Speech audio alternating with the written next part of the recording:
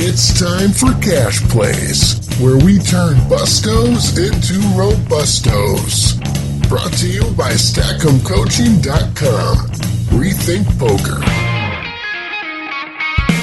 And now, your hosts, John Kim and Joe Tehan.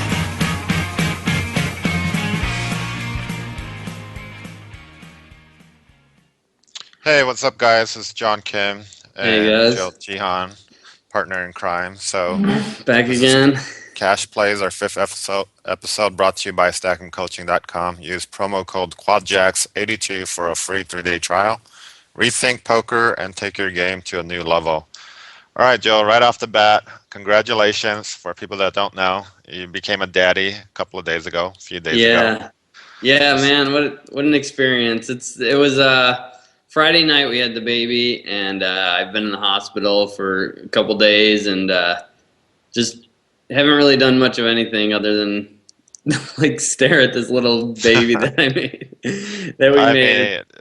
Awesome. We've already had talks, and I shared my experiences with you.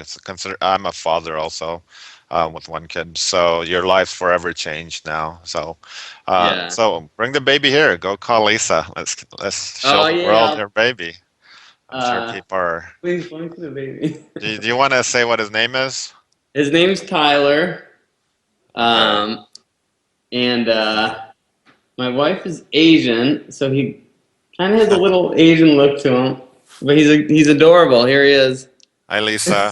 Hi, baby. There's Tyler. There's his first introduction to the world. Hi, baby. Are you sure you're the father? He has a lot of hair. Oh, come on. Just kidding. Yeah. He's cute. He's a beauty.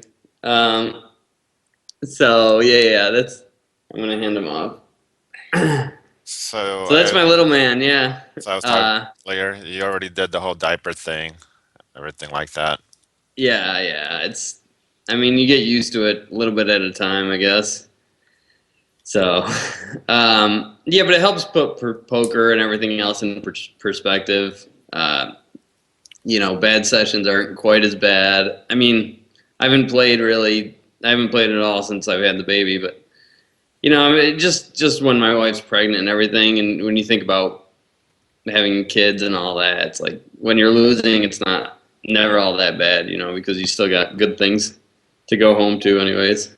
Yeah, I'll share a story with you. I used to be somewhat of a degen before I got married. I think most kids, early 20s, whatever, you're in the poker world, and I was playing poker, whatever. You tend to do a lot of degenerate stuff young. You don't know any better. Yeah, I went through a long phase of that. Yeah, we all go through that, I think, especially if you end up picking poker as your profession. It wasn't until, I want to say when I got married, I started slowly seeing responsibilities and changing my life to like a grown-up should do. But once I had my kid, that's when, my mindset completely changed. So, yeah, likewise. I play poker during the days now, and it's like a 9 to 5. I treat it more like a job as opposed to just playing like a total degen like I used to. I think everyone goes through a phase when they first start playing. Yeah. But yeah, congratulations on the kid, and best of luck. Thank you. It's going to be a lot of restless nights coming. I know.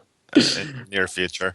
But all right, let's get into poker. I wanted to really quickly share my recent experience. I've been telling you I've been running somewhat poorly online. Live, I've been doing okay, but live is generally easier than online. But that's not to say I can't run bad in live. You can run bad, good in any form of poker. So whenever you run bad, I think it's a good time to take a step back and reflect on your game and try to see what things you were doing wrong. And I had a talk with an online cash game grinder, a good player, and I was just going over some stats with him. And he pointed out a couple of things in my stats about, I play a very loose, laggy style online, like close to 30 VPIP, PFR about 25, 26. It's pretty laggy. And I think with the games getting tougher, and pretty much, especially at the stakes I played, like mid stakes, 2-4 to 5-10, I think you kind of have to tighten up in today's games because everyone's pretty strong fundamentally. So I told him my one money at showdown is pretty low, about 46, 47% the last 2 months. Historically, it's been over 49, 50%. So I just felt like I was running into the nuts or top of the ranges of my opponents too frequently, and that was the cause of bad luck. But he pointed out, like, if I have a laggy style, you should be going to showdown less. And I was still going to showdown like 26, 27%, which is too high considering my laggy style, which makes sense. If you're playing a lot of hands, you're going to have a lot of crappy hands at the river. So you shouldn't be Yeah. shouldn't be going to the river too often. So that kind of opened my eyes a little bit. And I pretty much told me, I mean, he was pretty much saying like, I'm going to the river too often. This is why I'm only winning 46, 47% at showdown. So I made the adjustment of tightening up. Yeah, that's. I mean, that's kind of like a similar thing that you see in live poker. And I would say this to like a lot of people. It's like the better the players you are that you're playing against, the more that the cards matter. I mean, the less you Yeah, can do, you right. can't be as creative. You can't do anything. But so when you're playing, if you're in a 5 or 6 handed game against some very tough, competent opponents, your cards are going to speak for themselves a lot more than they normally would. Right, I agree. Like I said, Yeah, and this is six max, by the way. Four rank two, I'm tightening up in all across all spectrums, but boring. yeah, no, but mostly Or, six max. yeah, So I tightened up, reduced my VPIP to about 24, 25, PFR 21, 20, about 5 percentage points in both areas. And my one money at showdowns increased to 50, 51%, and I've actually started winning again. So I mean, it's still only about 10,000, 20,000 hands. It's not like a big sample size. So I mean, it could be very. I'm running a little better too. I mean, I was running horribly, but I think this point illustrates. It's a good point. The point is like whenever you're running bad, it's good to take a step back and see what areas that you might be messing up on. And the game's always changing. Games are always getting tougher. And like you said, I'm playing against good players mostly all the time. I can't. I think I let ego or whatever, a little bit of ego get in the way, thinking I can play garbage and outplay everybody post flop. But you know what? yeah, In but these games, like you said, players are good. Like you need to show up with the goods on the river. And so, exactly. I mean, you can only do so much. But I think this is important, especially for a lot of people that are listening to this show or whoever's listening to this show. I mean, even you've been playing poker and you've probably played more hands of poker than like, I like mean, the 99. almost like Yeah. 99.99% of poker players. I mean, you've played so many hands of poker and you're still like, 14 years later or whatever, you're still like questioning everything you do and still like always trying to make adjustments. And I think that's important for people to realize that, like, Yeah. if it, I mean, just when you think you have it figured out, I mean, because there's some sessions you quit and you're like, oh, this game's so easy, I got it all figured out. When maybe you're just running good, or even if you're running good for like a month or whatever it is, or 2 months, or you're gonna go through a bad stretch where you always want to you always want to think about when you are running good. Think about the small things. right. I mean, it's what you're saying is a constant learning process, and I agree with that. I mean, you and I both stress that, and we live by that mantra, and that's helped us throughout the year. So, I know you do the same way, but you never seem to lose, so you don't go through that much like I do. I So, lose just like everyone else. yeah, sure. Since we're in the online mode, um, James, one of our coaches at Stackham, and a very good player in his own Oh right. man, I was Did reading you? this hand earlier. Okay, What so is he doing? no, but well, let's talk about this hand. He's currently in Mexico grinding Poker Stars, which is pretty nice, I guess. So this is on a full ring table, 50 NL. So it's $50 NL, and even at those stakes, there's good players, guys that are making 11. Like they say live, you just multiply it by 10 times. Online, to live stakes and get the same skill level. So even 50 NL again is tough. So James, our hero's under the gun with $53. He blinds are 25 cents, 50 cents. He has Queen Jack of diamonds. He raises to 150, gets 2 callers, under the gun +1, button calls. He says under the gun +1 is a reg fish. Reg fish is different than your typical fish. A reg fish is a regular, a kind of a break even at best, maybe losing regular, lives by the rake back or whatever. So it's not like a total fish. And he said the button's like a really nitty ABC player. And the flop comes Jack 5-10 with 2 clubs and a spade. He has Queen Jack of diamonds. There's 525 in the pot. He bets 350, gets called in both spots. There's $15 in the pot now. On the turns, a deuce of hearts, so it's a brick. He bets 11.50 into a $15.75 pot. They both call. On the river, there's $50, and James asked me what I would do on the river. It just seems like you tackle it. Well, the river paired the deuce. It was an offsuit deuce. Yeah. So it came deuce, no flush. Yeah, Jack 10-5, 2 clubs, turn deuce, river deuce, no flush got there, anything, and he led the betting the whole way, which is good. I like that when you have top pair out of position in a spot like that. I think it's always good just to keep your foot on the gas, just kind of bet to protect your hand. You just don't want to get into check call mode in those spots because your hand you're always guessing. So when you lead the action, you're kind of keeping control of the pot, and also you're charging them for their draws. So I think he played it properly on the flop and turn, and then he asks, where did he say? On the river. He said, okay. But the conversation was unbelievable. Okay, well, all right. Well, what are your thoughts on the river, first of all, before we get into the conversation? So there's $50 in the pot, right? And yeah, we have like 35 left.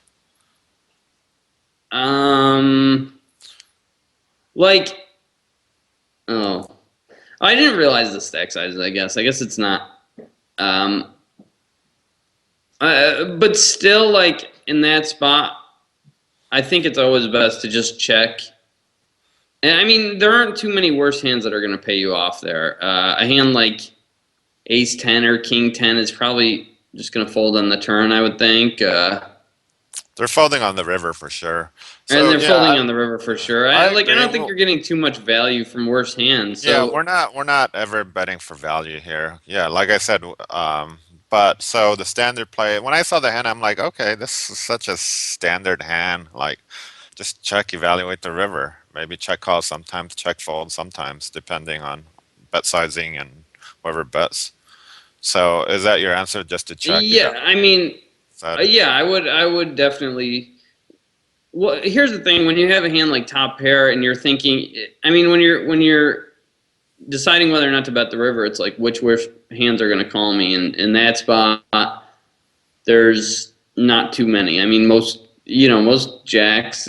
I mean, I guess the guy could have Jack 9 suited, and you lose out on like $30 in value. But I think overall, for the most part, there's not. Yeah, you can't ever bet for value. But I mean, no way would I be betting as a bluff. Like, okay, that's where the conversation headed down the path. I mean, as he said, what about shoving the river as a bluff?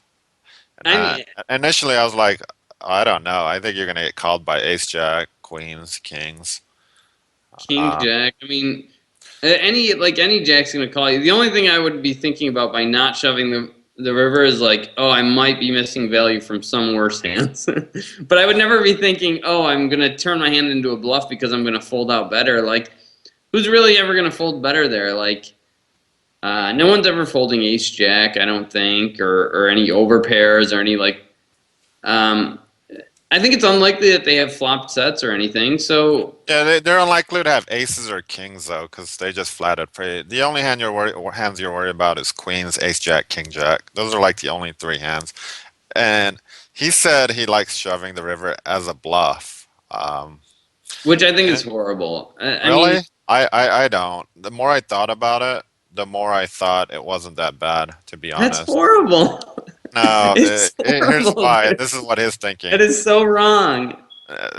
his thinking is if he shoves the river into two players. I mean, I'm not saying it's correct. I'm still thinking about it, but Okay, he's saying yeah, if it he looks a shoves it into little two bit. players, it looks like he has ace jack minimum there, like always. Put yourself in the other two players' shoes if you have king jack or ace jack. Um, the middle guy can't call with the guy behind him. He almost really can't call. Of course he The guy. can. The guy behind him never has a better made hand. The guy behind him always has a draw. Okay, Like, well, yeah, he could call, but he's not calling king jack. I don't think. Maybe he is, but I don't think so. Ace jack is questionable, and queens is like the only other hand he could have. Kings and aces are probably three betting pre. Um, so, but I do think it's probably a check because there's only two, three value hands that you're trying to bluff is queens, ace jack, king jack. That's pretty much it. and Everything they're else. still gonna call. I think they're calling with like. I mean, this is maybe it's because I play too much live poker and you play too much online. That's the difference. But like, uh, this seems like a no-brainer spot, and I think you're always getting called by better hands. Always. Okay. I don't think you're ever folding out better hands. So I just, Yeah, I actually agree. You shouldn't shove.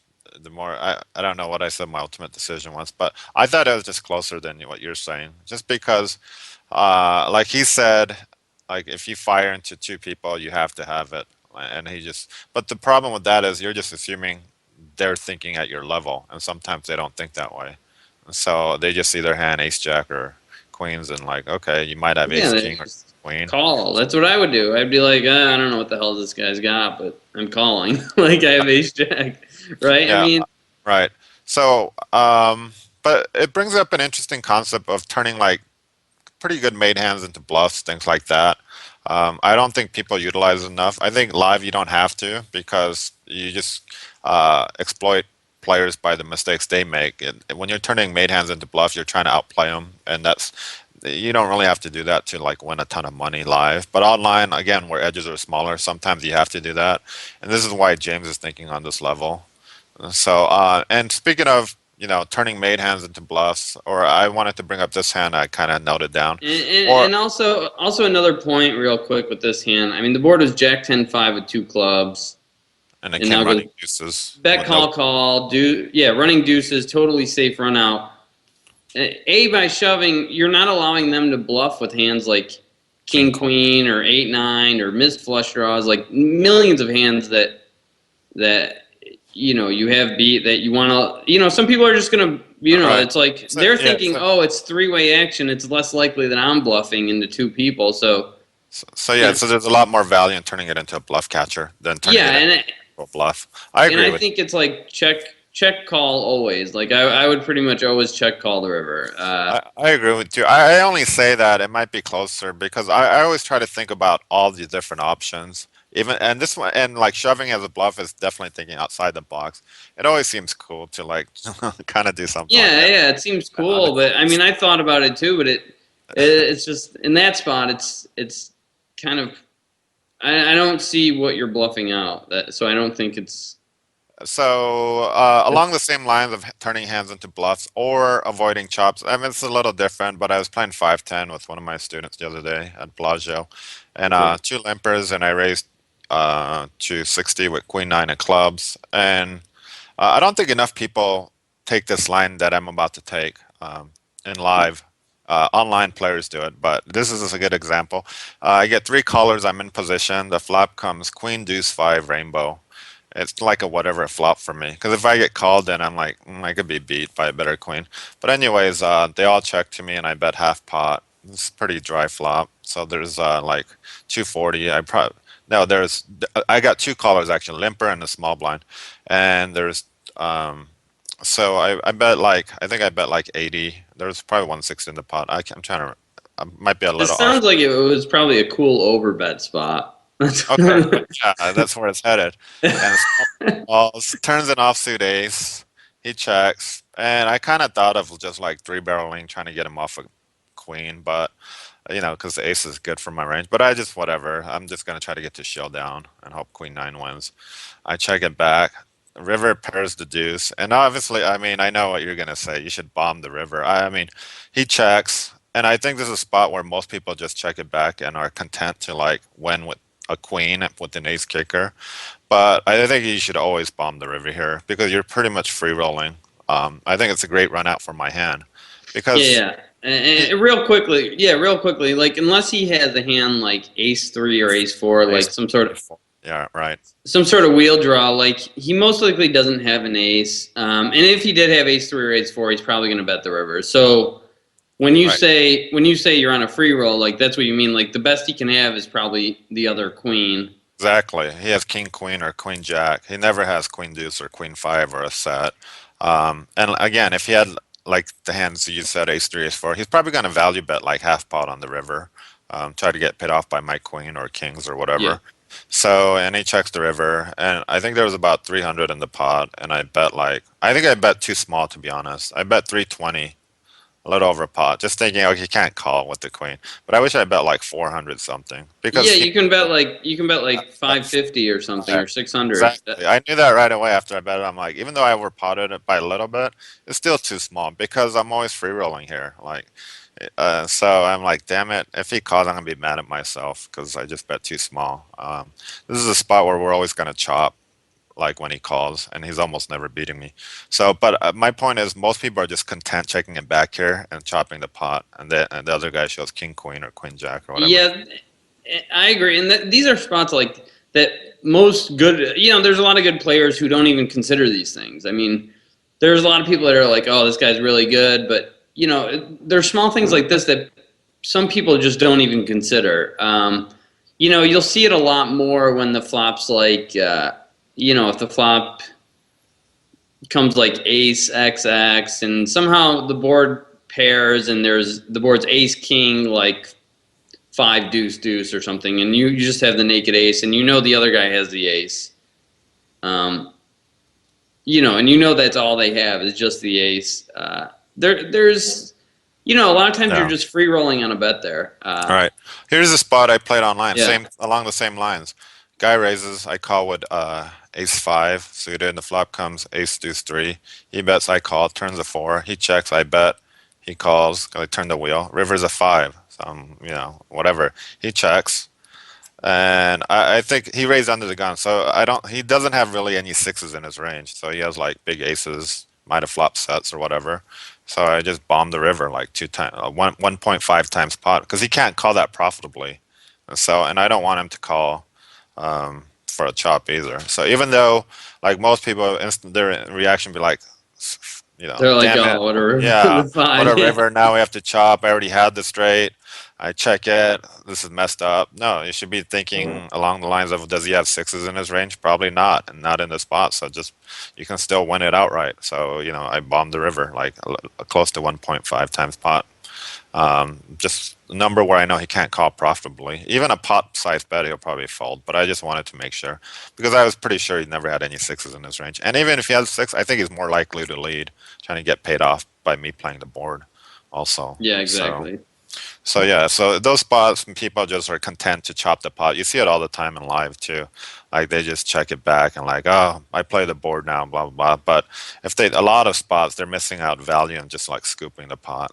So Yeah, I mean, and I think, maybe next week we'll talk about some like, really interesting overbetting situations. oh yeah, you're good at that. I know when we cans, you're always saying you're two times potting on the I turns. mean, Pretty cool.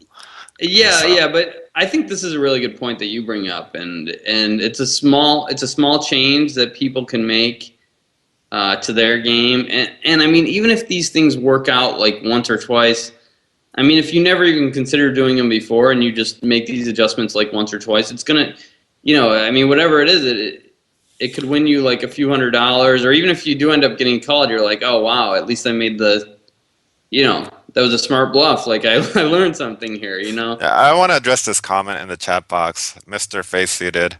I love how they seriously overthink fairly simple hands. Maybe they have to dumb it down. I don't know.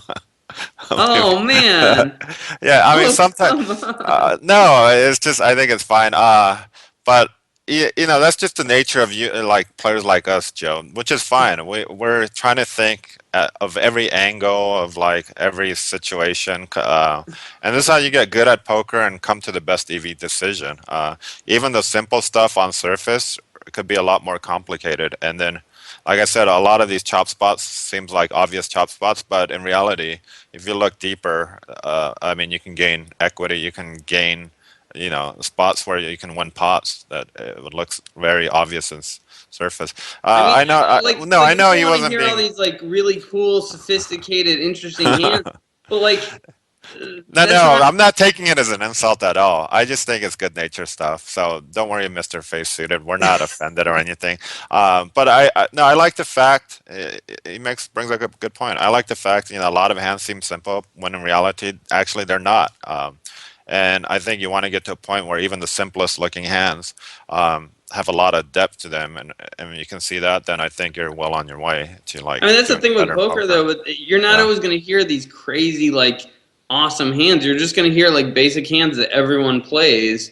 But it's like, what are the little things I can be doing to like increase my profit in these games? Like, and these are like small spots that are going to work out, I think. Right. I mean, I tend to ramble on. I can talk about like Zach is saying, I can talk about one specific hand for an hour straight. So, and I've done that, and you've had to cut me off and kind of get me to move on to the next hand. So, Yeah, yeah. but anyway, let's go on to the next thing. I want to answer a listener email. He said he's a big fan of the show. Thanks us. He's watched all the shows so far. He's from Southern California, your region. He plays low levels in most LA spots, Commerce, Bike, playing 1-2 no limit tables. He calls them $40 tables because the buy-in is 40, $60. So his name is Rob, and he wants to know. His question is, how relevant is table image? Is table image important to this game and himself? And he goes on to say, the other day you were telling Jameson to remain patient, even though he's getting frustrated with bad cards. I'm really good at being patient. These are his words. I'm really good at being patient when cards are cold, except after a while it hurts my table image and can't get much action when entering a pot. How can I maintain a good table image without sacrificing my patience and bankroll? Again, he's playing 1-2 with $40 to $60 buy-in stakes. What's your answer to that, Joe? I mean, my answer to all this is like table image just does not matter. I mean, it's just does not matter. Like, especially when you're playing like 40 big blinds deep or 20 big blinds deep or whatever the buy-in is. 20 to 30 big blinds team. So it's almost like a tournaments thing. Almost seems like you need to have a tournament mindset. Yeah, like, I mean, I think I want to say I know your position, Joe. You've always reiterated that image is overrated. way overrated. It's more about the fundamentals and specifics of a hand at the moment. But I do think there's some value in image, but I think it's more based on how you capitalize on image is based on pretty much your VPIP live or online, the cards you've played, the number of hands you've played up to that point. And I don't think you should try to like establish a set image. I think you should let the way the session is going kind of determine how your image is and play off of that. So if you've been getting a lot of good hands and playing a lot of hands, it'll look like you have a loose, laggy image, and play off that and realize players think that way. If you've been carded for 2 hours, people are going to think you're a big nit and just play off that, bluff more, stuff like that. But with that said, in this particular game, a $40 to $60 buy-in at 1-2, 20 to 30 buy-ins. I mean, I've dabbled in cap games online where you buy in for 20 BBs or 40 BBs. It's just a math-based game. There really isn't that much leveling wars. I think, Rob, you need to understand the mathematics of the game like this. Just knowing, like, even you can go get a tournament chart, like shoving, reshoving, hand ranges, stuff like that with 20 to 30 BBs, because that's essentially what you're playing with and what everyone has. So a lot of your decisions are going to be math-based more than image-based in this particular game. So that's what I would say. Yeah, right. So that's pretty much like tournament stuff. You also have to be aware of stack to pot ratio, SPR, because at these stakes, I guess there's a way to manipulate pre-flop action, min-raising, stuff like that to get the SPR you want, which allows better decisions post-flop. No, I mean, yeah, when I do say that image never really matters, although, I play my cards, I'll play the cards I get dealt. Sometimes I'm getting dealt nothing and I'm folding every hand, and other times I'm getting dealt a lot of premium hands. And yeah, if you do get dealt premium hands and you are playing a lot of hands, subconsciously you're going to know that, hey, these guys, they've seen me play a lot of hands. They think I'm loose. It makes subtle differences. But I don't think I think people worry about image entirely too much. Yeah, as for somebody asked, how do you go about getting a chart or making up a chart with 20, 30 BB stacks? They might actually even have them online if you Google it, but you can always download Poker Stove or a few other programs and just kind of go through examples of putting in like your hand versus a range of hands with 20 BB and just see how the equities make up, and you realize if you're plus EV or not, if you shove, reshove with 20 to 30 BB stacks. A lot of it is just math based, and you just have to do your homework when it comes to it. So. Yeah. Okay. All right. Well, Joe, I know you have to go early, being a new father and all. So we're going to bring on Nick DiVella. He was on before a couple of weeks ago. He's going to fill in for Joe. And then we're going to also bring on Dave Tannenholz. I hope I'm saying his last name correctly. And we're going to talk more about strategy right after this. So take care, right. Joe. Enjoy. Right, See you later. Bye. And now, your hosts, John Kim and Joe Tehan. All right, we're back, and we're going to have Nick DiVella subbing in for Joe because Joe had to leave early because of his newborn. The joys of fatherhood. What's going on, Nick? What's going on, John? Okay, and Nick was on before. He's a coach over at Stackham and a live game crusher. If you guys listened to a previous show we had a couple of weeks ago. If not, you can always check that one out. It's pretty good. Nick's here to offer his insight. And today we have Dave Tannenholz. Am I saying that right, Dave? Yeah, you got it. Okay, we had a little technical problem, so we couldn't get his handsome mugshot on air on live. So we do have an image of you, so I guess that'll work for today. And I just want to ask Nick and Dave. Nick and Dave have a relationship, and Dave, you actually taught Nick or mentored Nick. Is that correct? Yeah, I'm more mentored. A while back, I guess was that five or so years ago. Started playing.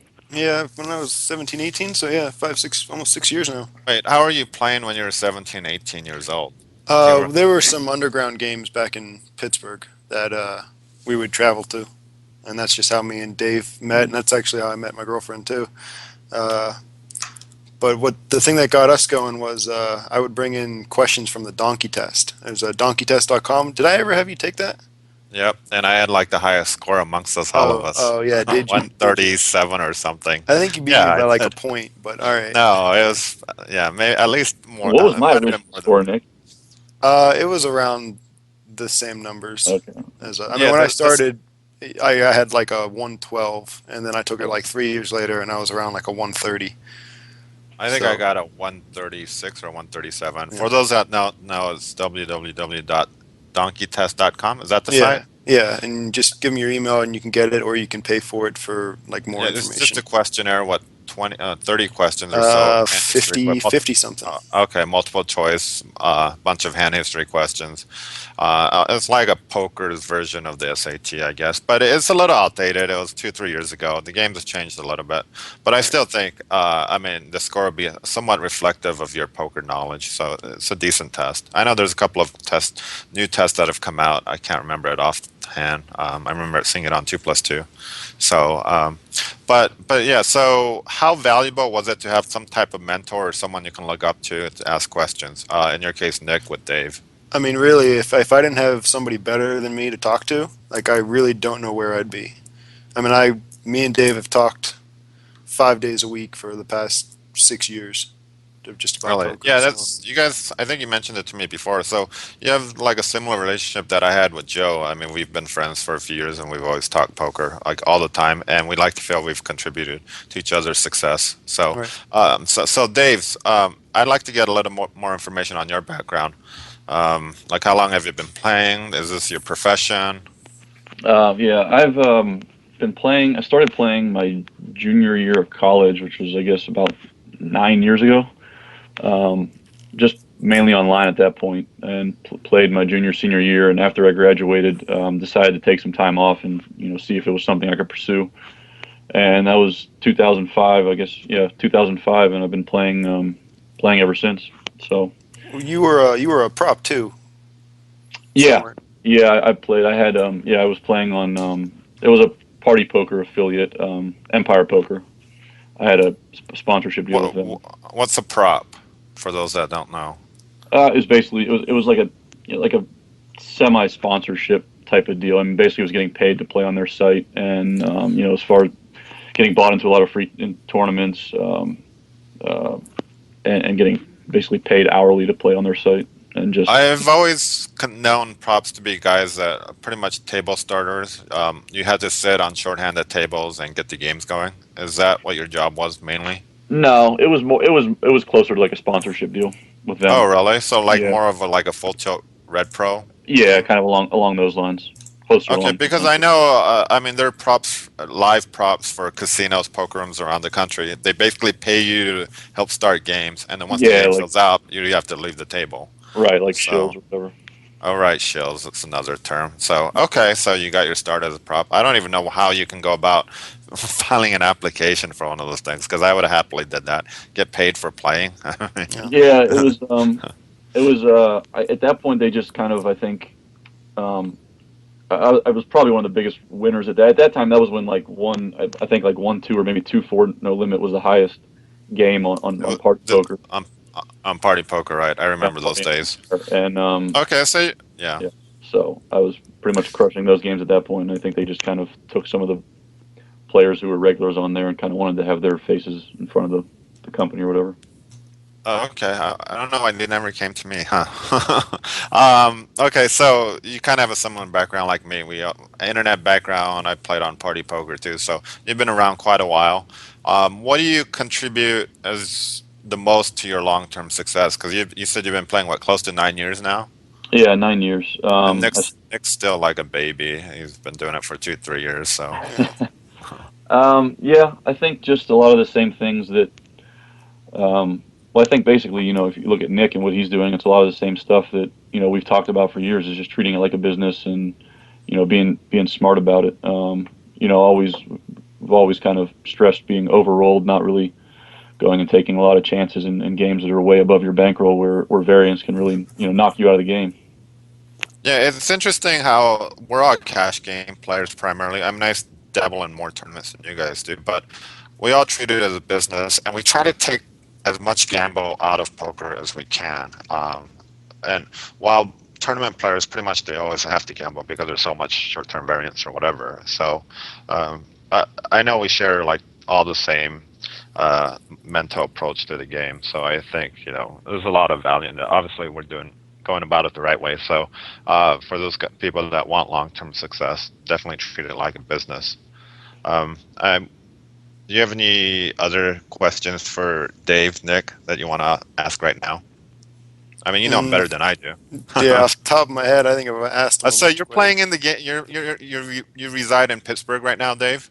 Yeah, right now I am. I'm back Okay, here. Well, and you played in Vegas. What made you move back to Pittsburgh? I came back east, basically just some family and personal things to take care of, and kind of be a little closer to family for the time being. And I'm trying my hardest to get his ass back out here. yeah, I mean, I want to. It's not but yeah. So when I came back here, it was I actually took about almost a year off from playing, where I basically wasn't really playing, wasn't really doing anything, just kind of taking care of some of that stuff back here, and then started playing up again back here in Pittsburgh. But the games weren't really all that superb. So I'm playing mostly down in Charlestown, West Virginia. It's actually outside the D.C. Baltimore area now.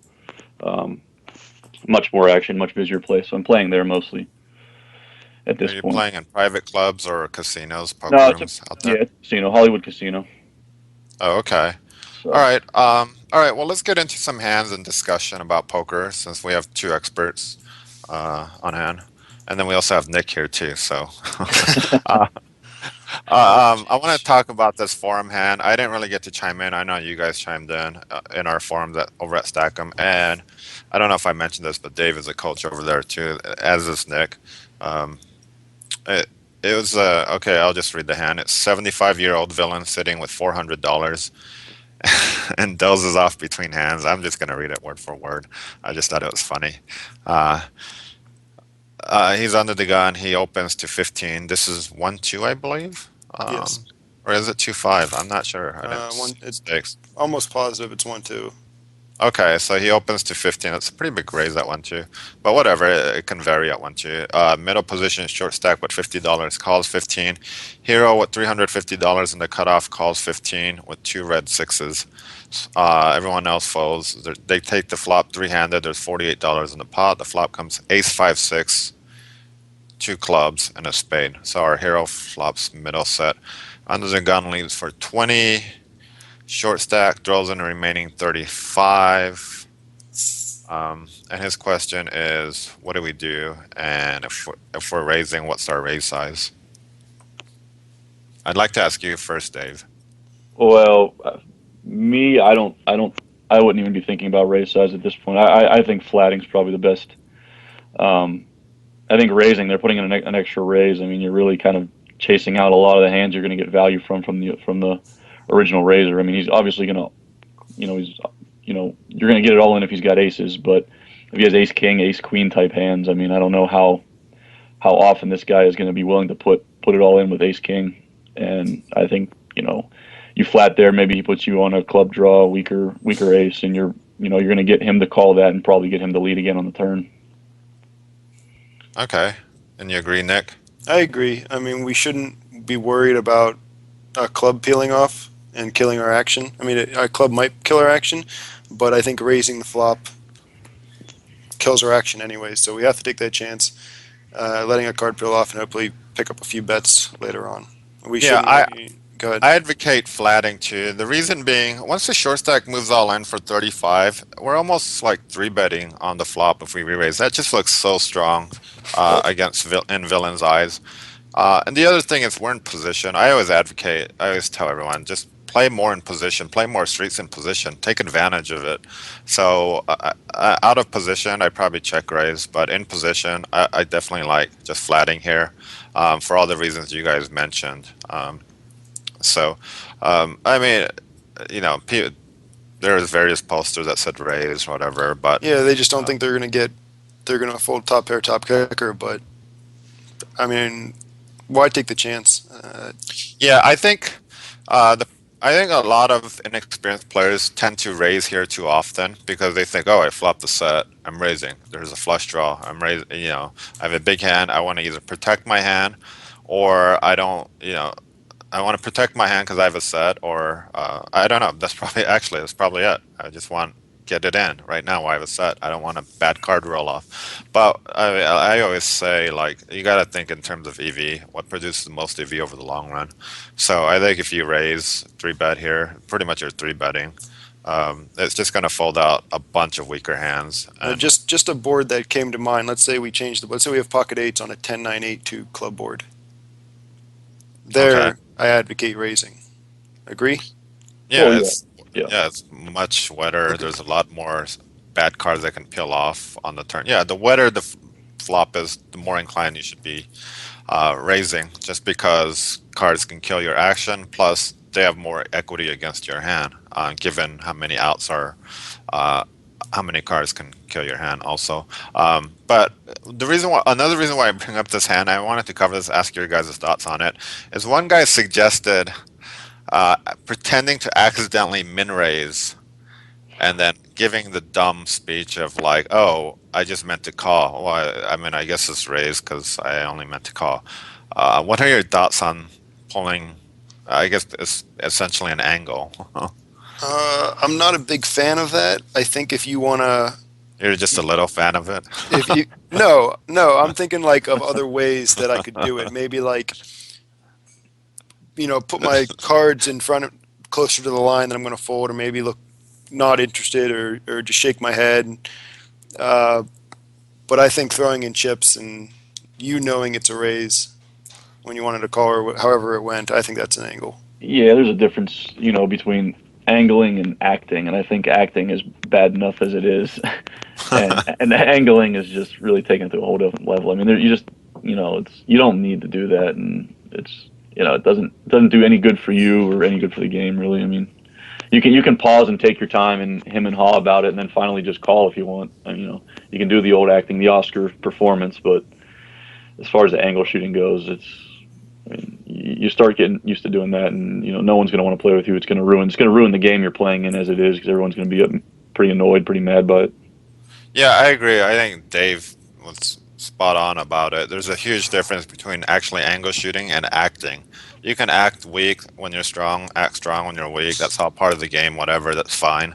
But once, yeah, if you're pretending, if you throw out a razor and pretend that you just meant to call, I mean, it's definitely an angle shooting or whatever.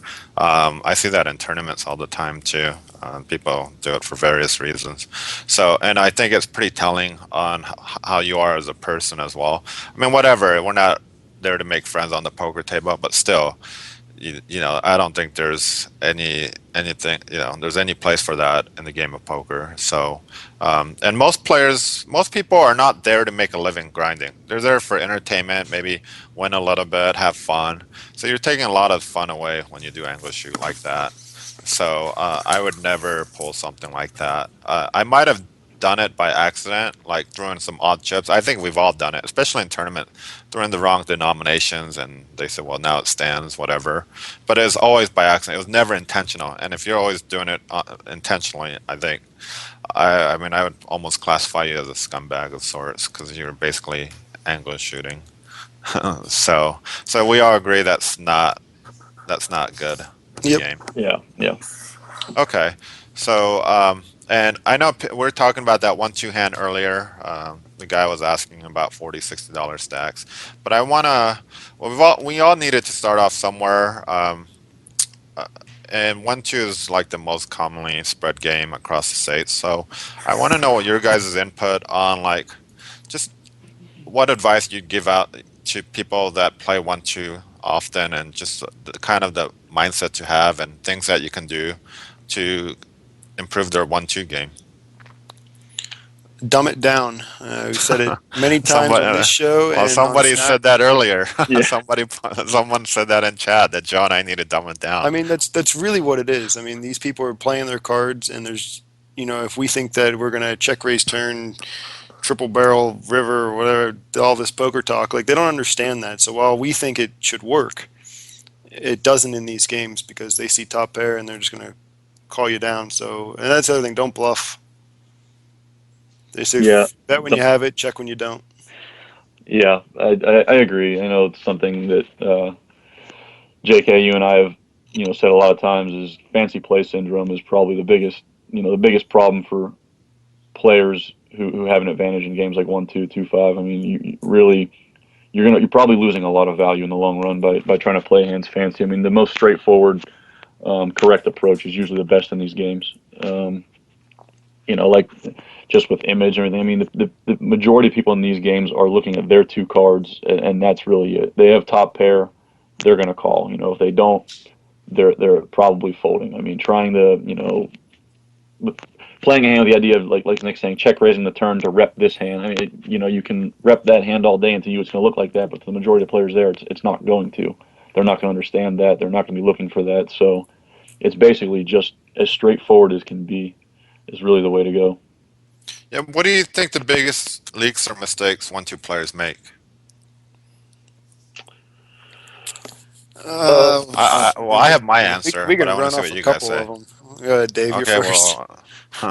well, The biggest ones are probably strictly mathematical. I mean, as far as probably chase flushes and open-ended straights too much when for too big of amounts when there's really no value in doing it.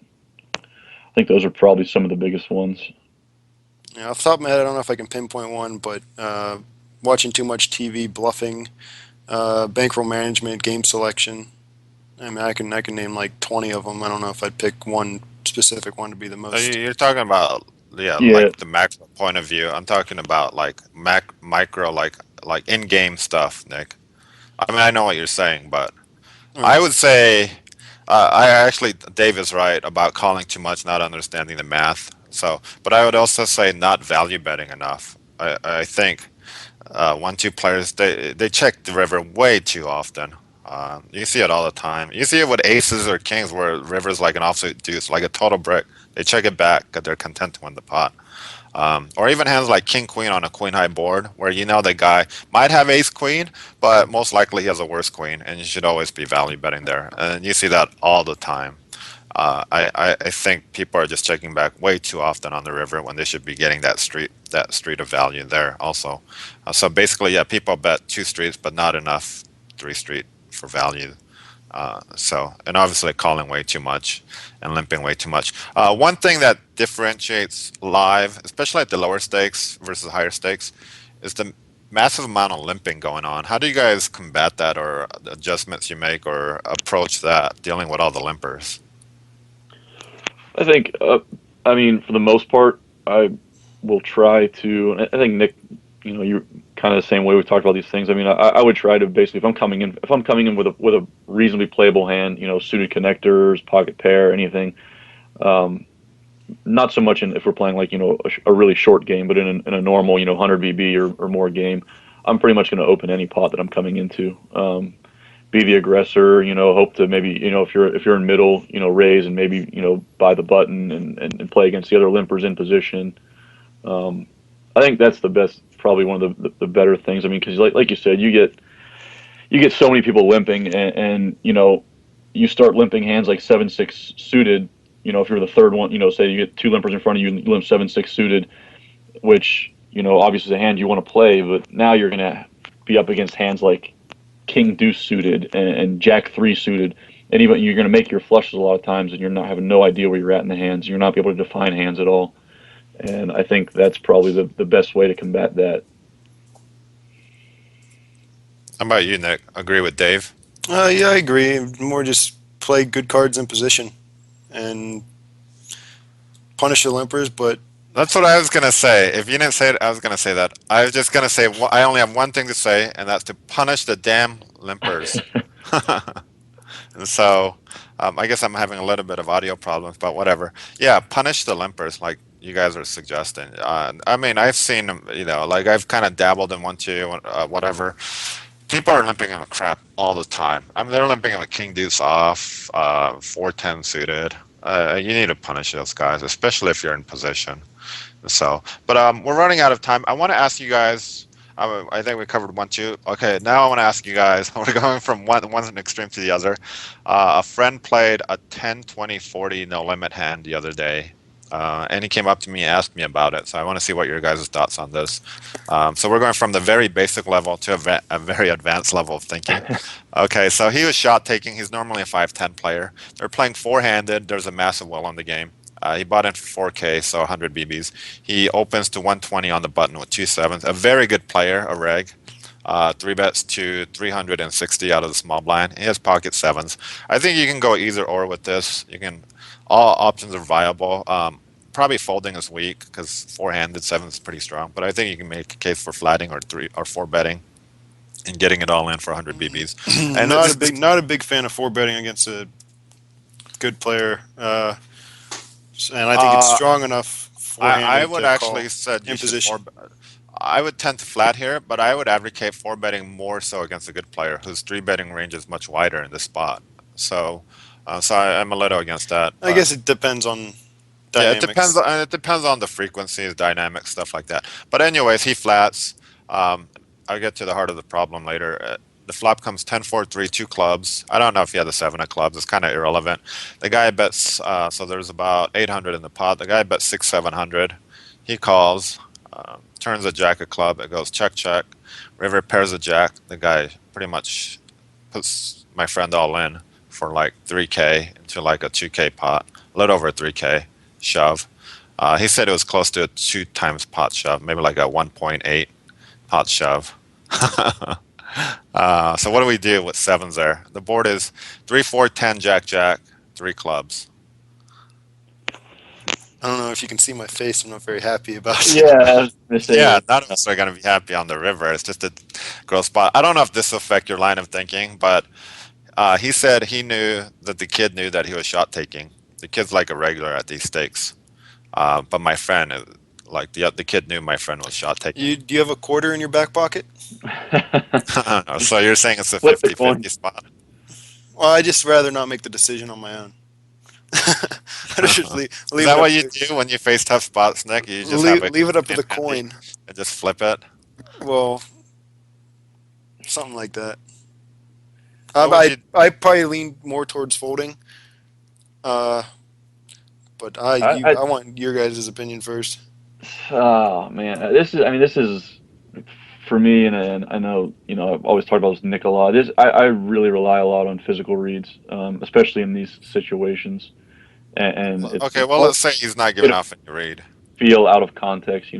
Playing with a person and having an idea like we're talking about when you're at lower stakes and someone bets 2 times pot, it's always the nuts. Right. Forget about it. But now we're talking about that different dynamic. You move up, and a lot of times you're going to see, like you said, if he knows that I'm a player who's taking, I'm not regularly there. I'm taking a shot. It's a bet that you can make a lot of times. He obviously knows you're never going to have a jack in your hand, and he knows it's going to be a tough call for you without that jack. So now he's basically putting you to the test. And I think I might actually lean more towards calling there than folding. Is there any more info on this player? He's like one of the best players at 10-20 plus. Very good, like a big winner. It becomes like a leveling war at these stakes. That's why I thought I'd ask you. I always find these spots interesting. That's why it makes poker tough. I mean, I feel like I know a ton, but sometimes you get in these spots where you just don't Do know. you ever see him showing up with like ace-7 off here? Like, oh, you got me, nice call. I don't know. I mean, I just like a never very happened. good player is going to have a wide range here. I'll say that. They Yeah, should have a wide range because that's why they're a very good player. They're always putting you on your heels.